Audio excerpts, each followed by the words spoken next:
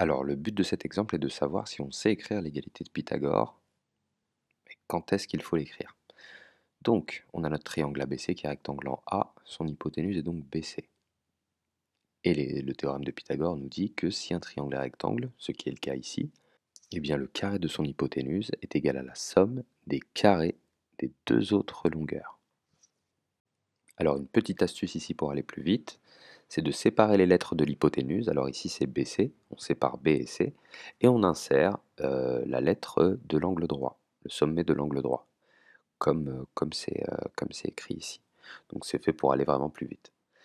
Une autre petite remarque, alors là il faut faire attention à ça, c'est que c'est une égalité, je rappelle ici que c'est une égalité entre des aires. L'égalité de Pythagore ne concerne pas les longueurs, c'est pas une égalité de longueur.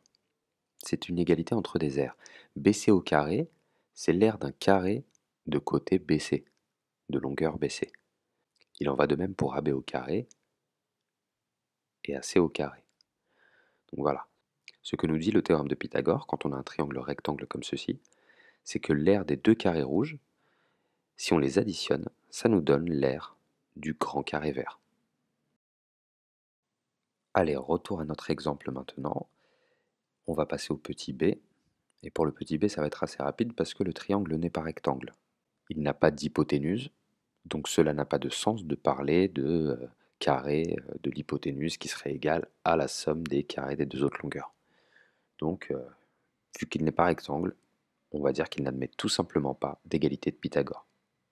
Mais attention, je me dois ici de faire une précision importante. Le théorème de Pythagore nous dit que si on a un triangle rectangle, alors le carré de l'hypoténuse est égal à la somme des carrés des deux autres longueurs. Ça ne veut pas dire que si on n'a pas un triangle rectangle, alors on n'a pas cette égalité. Par exemple, si on vous dit si j'habite à Paris, alors j'habite en France, Paris capitale de la France bien sûr, ça ne veut pas dire que si on n'habite pas à Paris, alors on n'habite pas en France. La conclusion peut être la même, mais pour une autre condition de départ. Mais ça, on verra ça plus tard. C'est juste qu'ici, on ne peut pas l'écrire avec certitude parce qu'on n'a pas d'hypoténuse, étant donné que le triangle n'est pas rectangle. Mais en réalité, tout ça prendra du sens lorsque l'on parlera de la réciproque du théorème de Pythagore. Et on comprendra à ce moment-là que cette égalité-là n'est propre qu'aux triangles rectangles. Il n'y a que les triangles rectangles qui admettent cette égalité-là.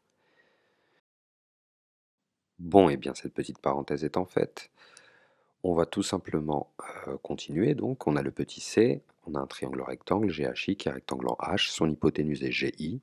L'égalité de Pythagore, elle est admise, hein, et c'est bien GI au carré, donc l'hypoténuse au carré, le carré de l'hypoténuse, qui est égal à la somme des carrés des deux autres côtés, donc à GH pardon, au carré, plus HI au carré. Allez, on passe au D maintenant, un triangle JKL rectangle en K, l'hypoténuse c'est JL, on a donc JL au carré qui est égal à JK au carré plus KL au carré. Alors, j'ai remarqué que des élèves se posaient la question si on pouvait inverser les lettres. Bien évidemment que oui, on peut inverser les lettres. Alors les permuter, hein, c'est-à-dire qu'à la place de JL, on aurait très bien pu écrire LJ, à la place de JK, KJ, et puis on aurait pu écrire LK à la place de KL. Il n'y a absolument aucun problème là-dessus. De toute façon, JL, qu'est-ce que ça veut dire? Ça veut dire la longueur du segment JL. Le segment JL, il n'a pas de sens, donc on peut le prendre à partir de J vers L ou de L vers J, hein, peu importe. Voilà. Donc on peut inverser les lettres sans aucun problème, vous pouvez être tranquille. Allez, on va sauter le E parce qu'il n'est pas rectangle, hein, donc il n'y a pas d'égalité de Pythagore que l'on peut écrire ici. Mais pour le dernier exemple, le petit f, on a un triangle rectangle. Il s'appelle PQR, alors juste à l'oreille, il s'appelle PQR et il est rectangle en P. Donc son hypoténuse c'est QR, donc l'égalité de Pythagore est QR au carré est égal à QP au carré plus PR au carré.